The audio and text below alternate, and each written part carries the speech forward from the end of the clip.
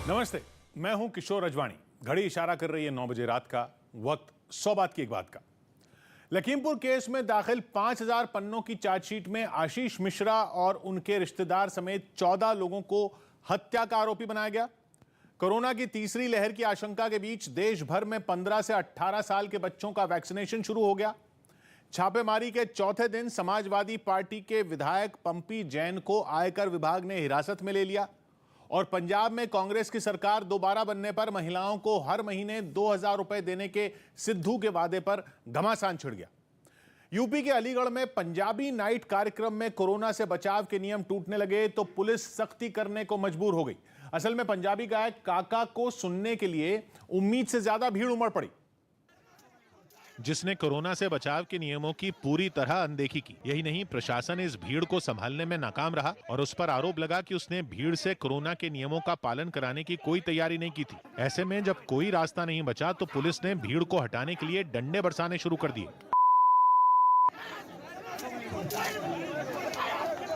इससे entry gate पर भगदड़ मच गई और अफरा तफरी के इसी माहौल में किसी का डंडा एक पुलिस वाले के सिर पर लग गया, जिससे वो जख्मी हो गया। कुछ पुलिस वाले अपने साथी को भीड़ से बाहर ले जाते दिखे। किसी ने इनमें से ये बंदे जो खड़े हैं इन्होंने मार दिया कुछ। इसके बाद तो पुलिस वाले कार्यक्रम देखने के लिए पास लेकर आए लोगों को भी अंदर घुसने से रोकने लगे, जिसकी वजह से कई लोग बहस करते नजर आए। बाहर हंगामे जैसा माहौल रहा तो अंदर रंगारंग कार्यक्रम चलता रहा। जो इस पंजाबी नाइट कार्यक्रम में शामिल होने में कामयाब रहे वो इसका लुत्फ उठाते दिखे। बड़ी खबर आ रही है। ओमिक्रॉन की दहशत के बीच एक और डराने वाली खबर सामने आई है। अब फ्लूरोना नाम की बीमारी का अटैक शुरू हो गया है। इजराइल में इसका पहला केस सामने आया है। वहां एक गर्भवती महिला को फ्लूरोना का इन्फेक्शन हुआ। बताया गया कि जब वो डिलीवरी के लिए अस्पताल में भर्ती हुई तब पता चला कि उसे फ्लूरोना है। इजराइल में लोगों को कोरोना वैक्सीन की चौथी डोज भी लगनी शुरू हो गई है, लेकिन बताया गया कि इस महिला ने कोरोना के टीके की एक भी खुराक नहीं ली थी। मतलब कोरोना के कहर के बीच एक और आफत आ गई। लेकिन फ्लूरोना कोरोना का कोई नया वेरिएंट नहीं है और ना ही कोई नया वायरस है। फ्लूरोना का मतलब है फ्लू और कोरोना का डबल इन्फेक्शन। मतलब फ्लूरोना में एक इंसान को फ्लू और कोरोना दोनों एक साथ हो जाते हैं और शरीर को एक साथ दो वायरस से लड़ना पड़ता है।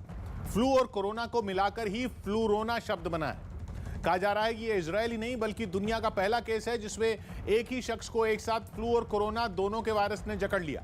हालांकि पिछले साल भी ऐसी खबरें आई थीं जिनमें दावा किया गया था कि अमेरिका में कुछ लोग एक साथ फ्लू और कोरोना की चपेट में आए, लेकिन इजरायल में फ्लूरोना का मामला सामने आने के बाद डॉक्टरों के होश उड़े हुए हैं। वो इसकी स्टडी में जुट गए हैं क्योंकि इजरायल में पिछले कुछ हफ्तों में फ्लू के मरीज बढ़े हैं और अब डर यह है कि कहीं उन्हें फ्लू के साथ कोरोना भी तो नहीं है। यतेंद्र शर्मा हमारे साथ जुड़ रहे हैं। यतेंद्र, और क्या पता चल रहा है इस पर?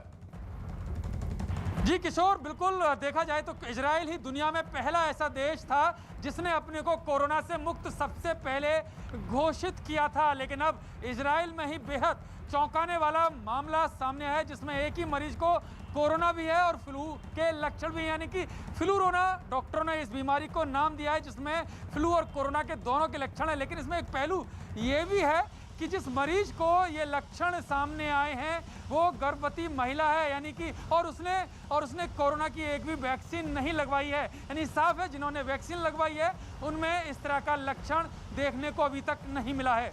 ओमिक्रॉन के खौफ के बीच अब फ्लूरोना ने दुनिया में दहशत फैला दी है। एक नई बला फ्लूरोना की आहट हुई है। मतलब कोरोना काल में एक और आफत आग टपकी है। इजराइल में इसका पहला केस सामने आया है। वहां एक गर्भवती महिला फ्लूरोना की चपेट में पाई गई। बताया गया कि महिला में बीमारी के हल्के लक्षण थे, लेकिन जब वो डिलीवरी के लिए अस्पताल में भर्ती हुई तो पता चला कि उसे फ्लूरोना है। इजराइल में लोगों को कोरोना वैक्सीन की चौथी डोज भी लगनी शुरू हो चुकी है, लेकिन इस महिला ने कोरोना के टीके की एक भी खुराक नहीं ली थी। हालांकि बताया गया कि महिला की हालत गंभीर नहीं थी, इसलिए उसे अस्पताल से छुट्टी भी मिल चुकी है। मगर सवाल यह है कि फ्लूरोना है क्या? क्या यह कोई नई बीमारी है या ओमिक्रॉन के बाद कोरोना का कोई नया वेरिएंट आ गया है?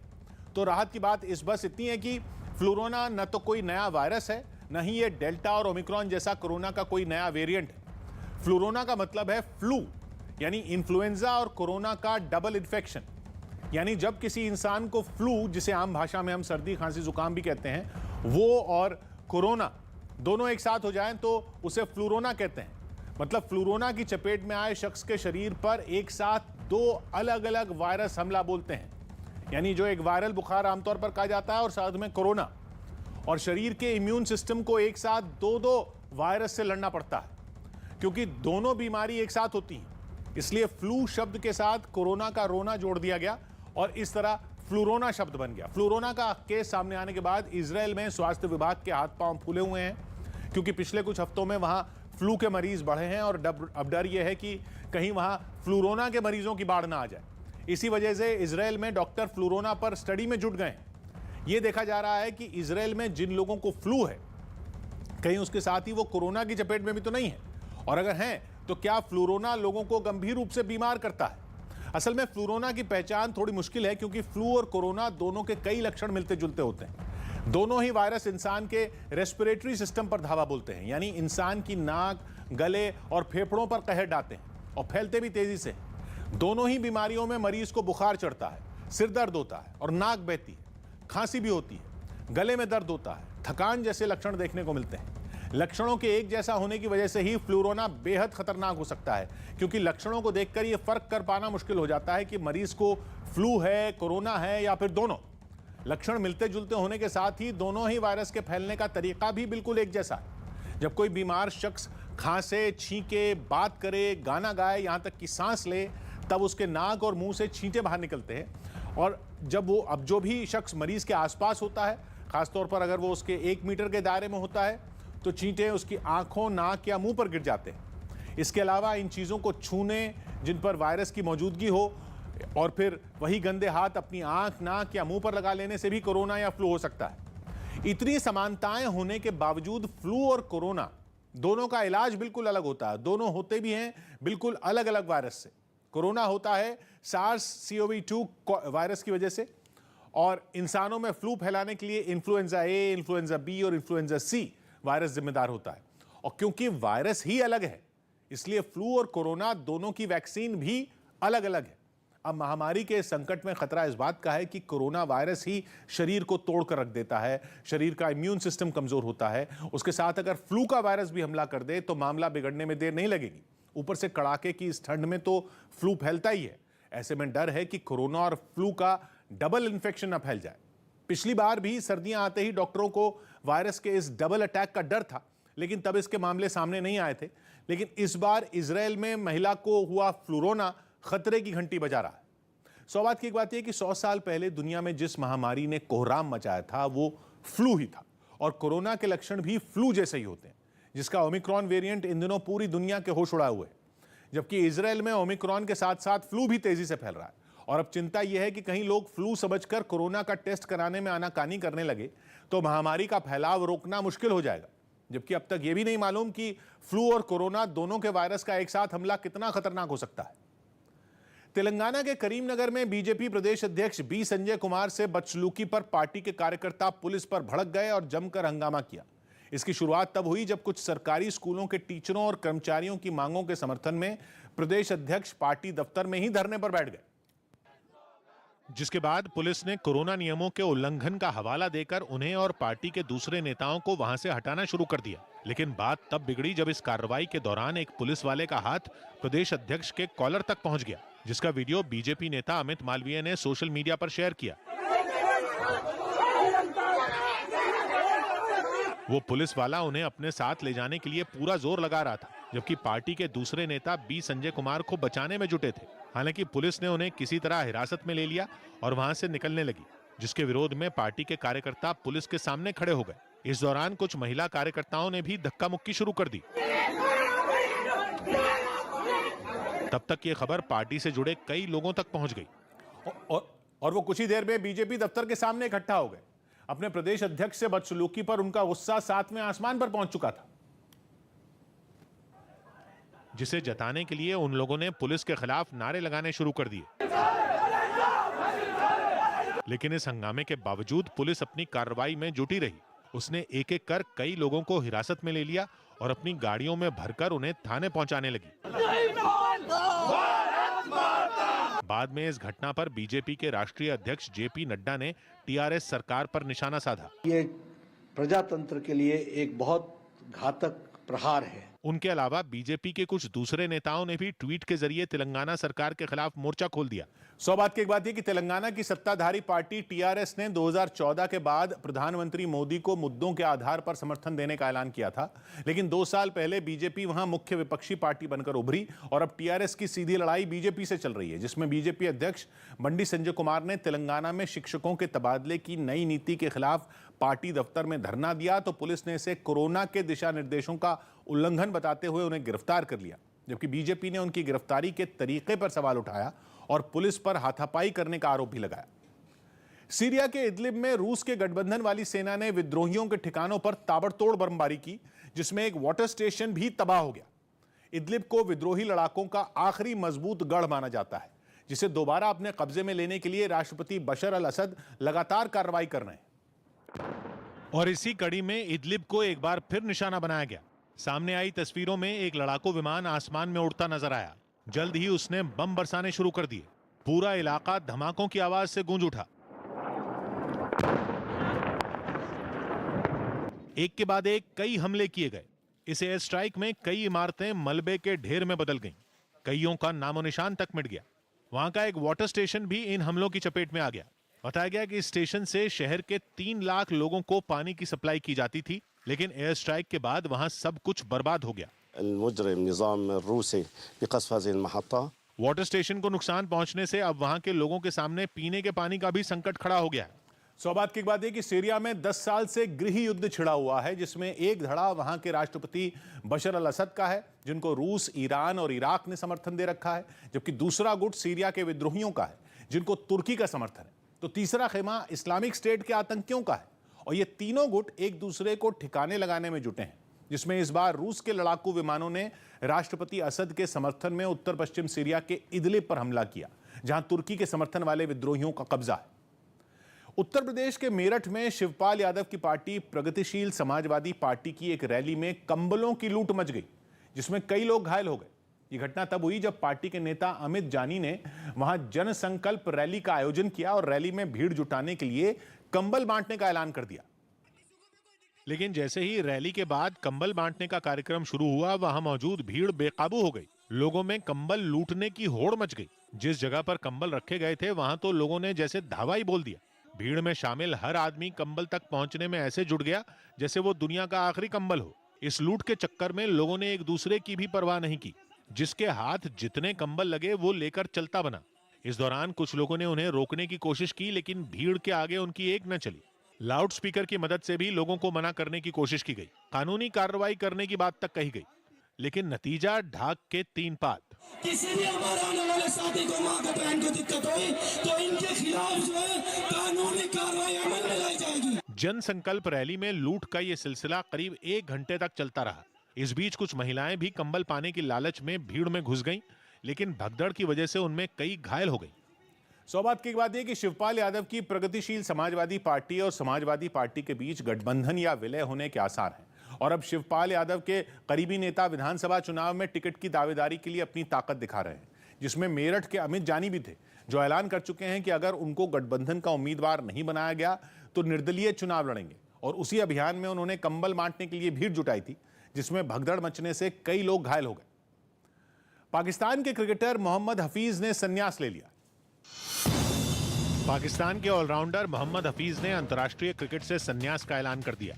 उन्होंने साल 2018 में टेस्ट क्रिकेट से रिटायरमेंट ले लिया था। 41 साल के हफीज ने पाकिस्तान के लिए 18 साल अंतर्राष्ट्रीय क्रिकेट खेला। इस दौरान उन्होंने 12,780 रन बनाए और 253 विकेट लिए। बिहार के पूर्व सीएम जीतन राम मांझी और उनकी पत्नी समेत परिवार के कई सदस्यों की कोरोना रिपोर्ट पॉजिटिव आई। इनके अलावा उनके कर्मचारियों में भी कोरोना के लक्षण पाए गए।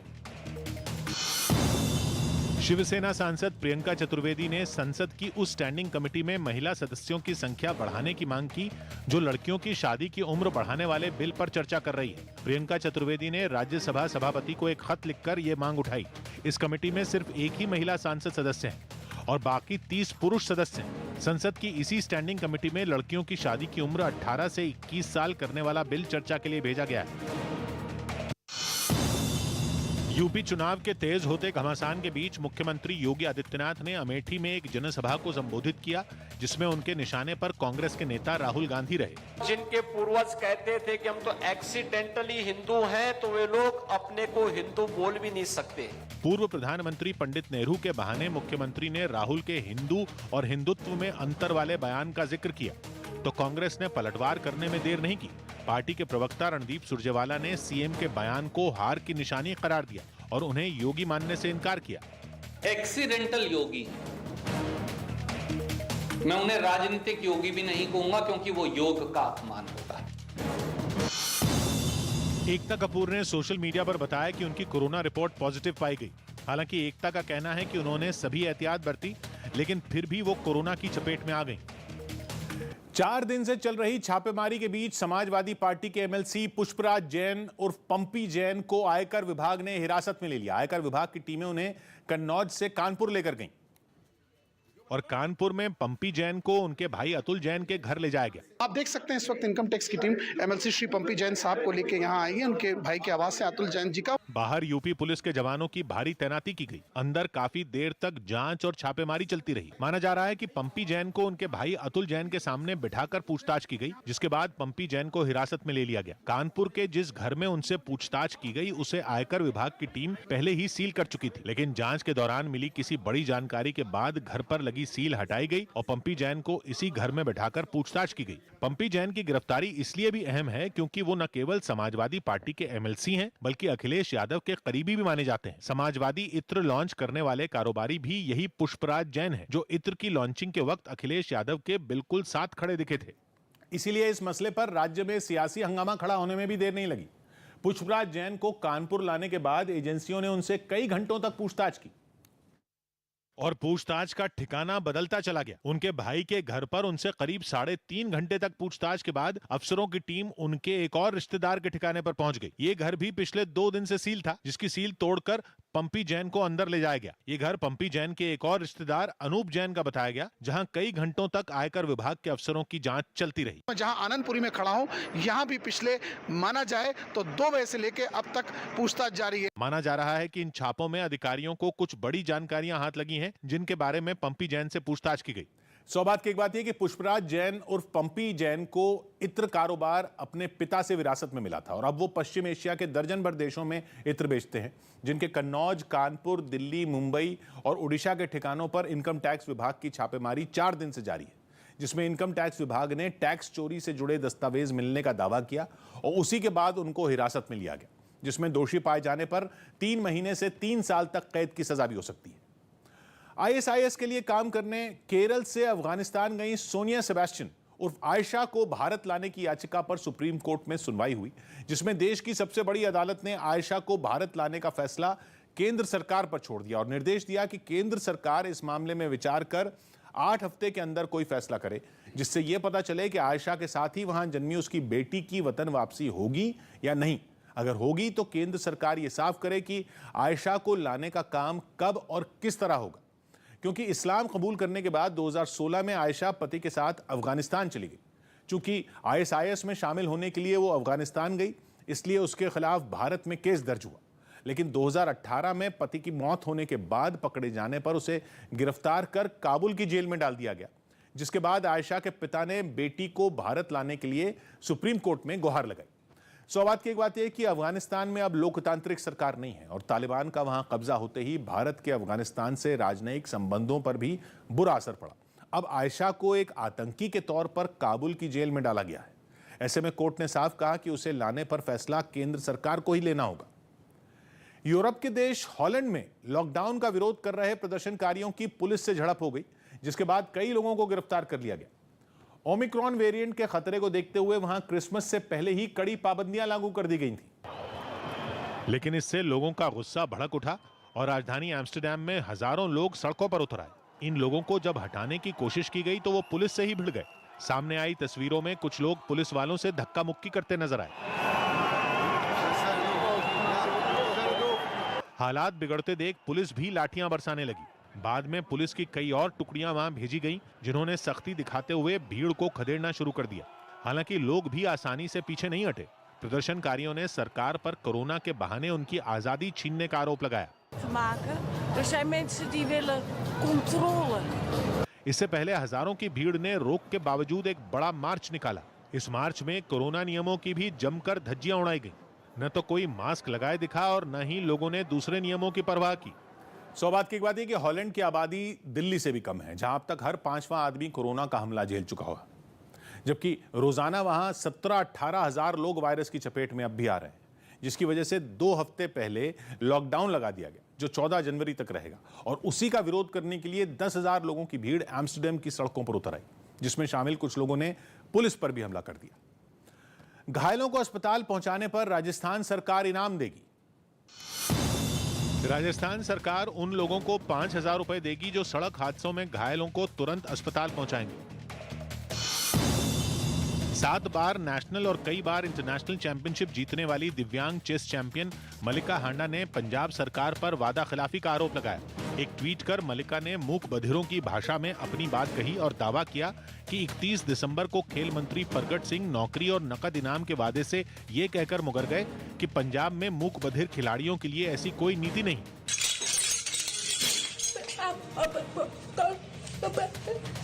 मलिका ने पंजाब सरकार पर उसके 5 साल खराब करने का आरोप लगाया। मलिका के आरोपों के बाद कांग्रेस की नेता अलका लामा ने माना कि दिव्यांग खिलाड़ी ने प्रगट सिंह से मुलाकात की थी।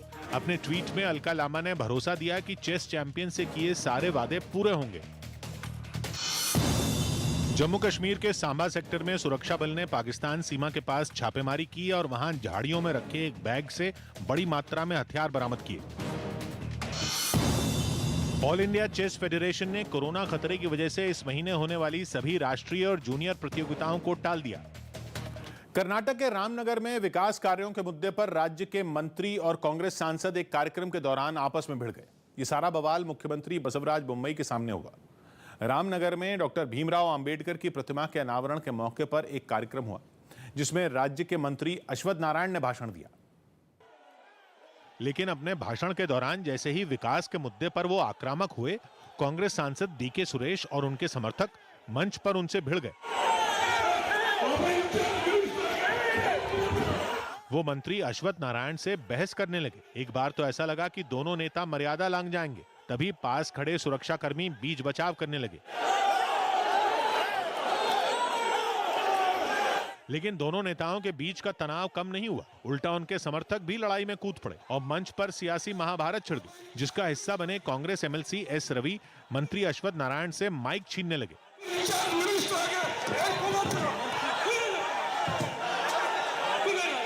छीना झपटी देखकर लगा कि मारपीट हो जाएगी, क्योंकि दोनों नेताओं के समर्थक मंच पर ही भिड़ गए।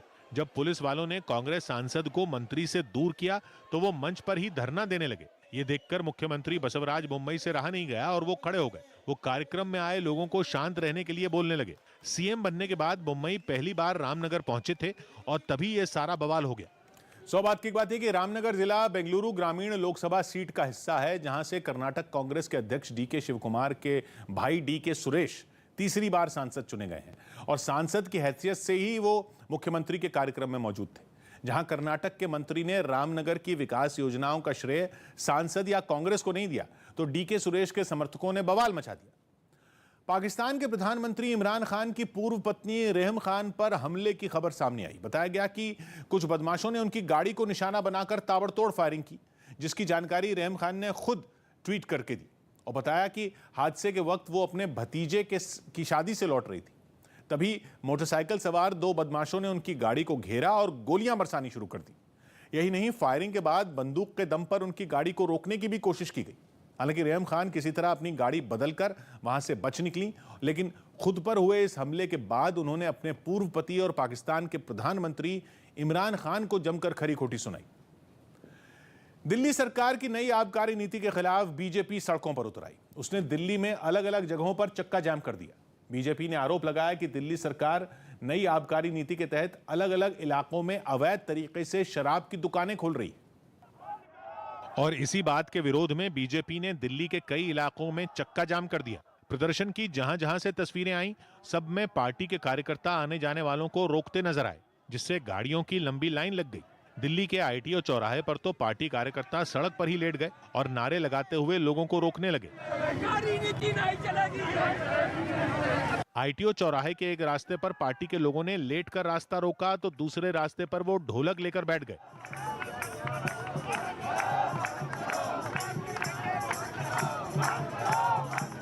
अक्षरधाम के पास भी बीजेपी कार्यकर्ताओं ने आने जाने वालों को रोक दिया। दिल्ली बीजेपी ने चक्का जाम का ऐलान किया है। अक्षरधाम के चौराहे पर बड़ी संख्या में बीजेपी कार्यकर्ता पहुंचे हैं।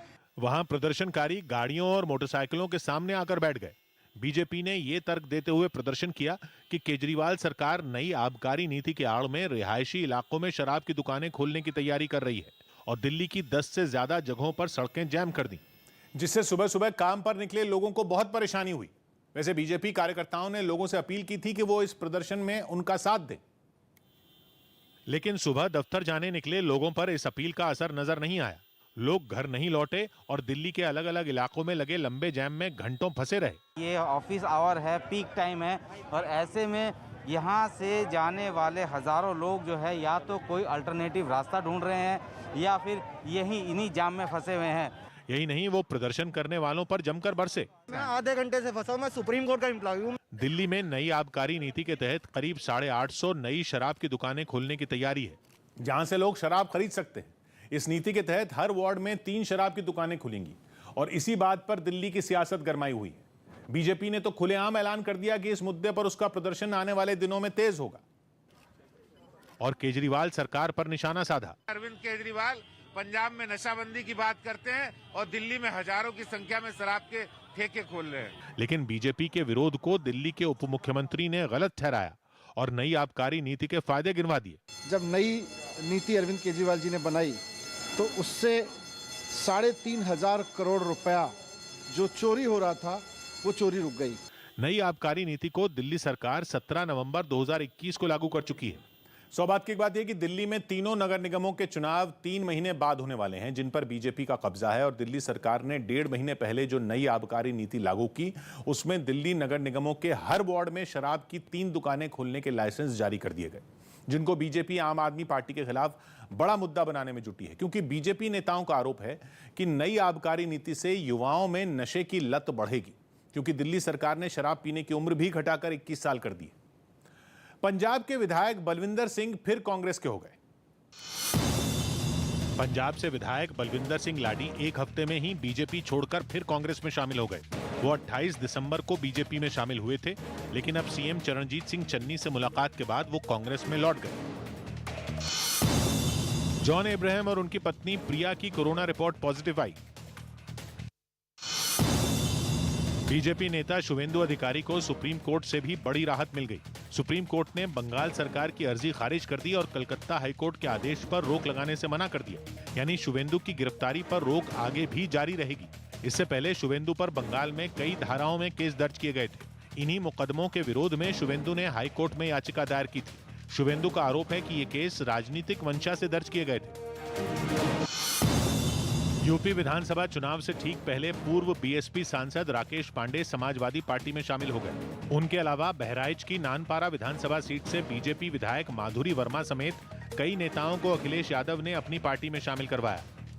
छत्तीसगढ़ के धमतरी में भारतीय जनता युवा मोर्चा के कार्यकर्ताओं ने राज्य सरकार के खिलाफ प्रदर्शन किया। इन लोगों ने आरोप लगाया कि आतंकी गतिविधियों से जुड़ी दावत-ए-इस्लामी नाम की एक पाकिस्तानी संस्था को रायपुर में जमीन देने की तैयारी की जा रही है, जिसके विरोध में इन लोगों ने बघेल सरकार के खिलाफ मोर्चा खोल दिया और धमतरी के गांधी मैदान में प्रदर्शन कर अपना गुस्सा जताया। ये प्रदर्शनकारी अपने साथ सीएम का एक पुतला लाए थे, जिसको इन लोगों ने आग के हवाले कर दिया। तभी वहां कुछ पुलिस वाले पहुंचे और उन्होंने जलते हुए पुतले को बुझाने की कोशिश की, लेकिन सफलता नहीं मिली। इसके बाद इन लोगों ने जलते हुए पुतले को घेर कर फिर से नारेबाजी शुरू कर दी। असल में एक दिन पहले बीजेपी नेता बृजमोहन अग्रवाल ने आरोप लगाया था कि दावत-ए-इस्लामी नाम की इस संस्था को रायपुर में जमीन देने के लिए विज्ञापन जारी किया गया।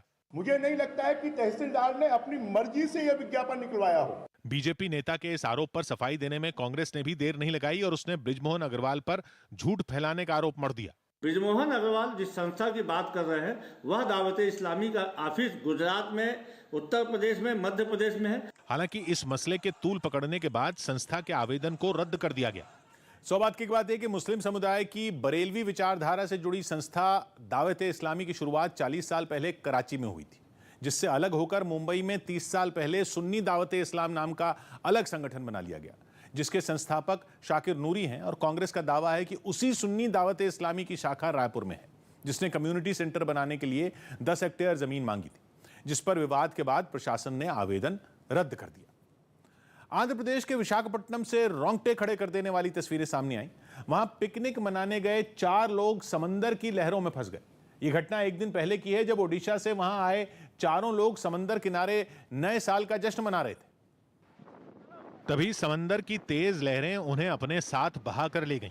हालांकि उन्होंने अपनी जान बचाने के लिए पूरा जोर लगाया, लेकिन लहरों की ताकत के आगे वो बेबस हो गए और समंदर में बहकर काफी दूर तक चले गए। इसके बाद जो हुआ, सिर्फ 3 मिनट के ब्रेक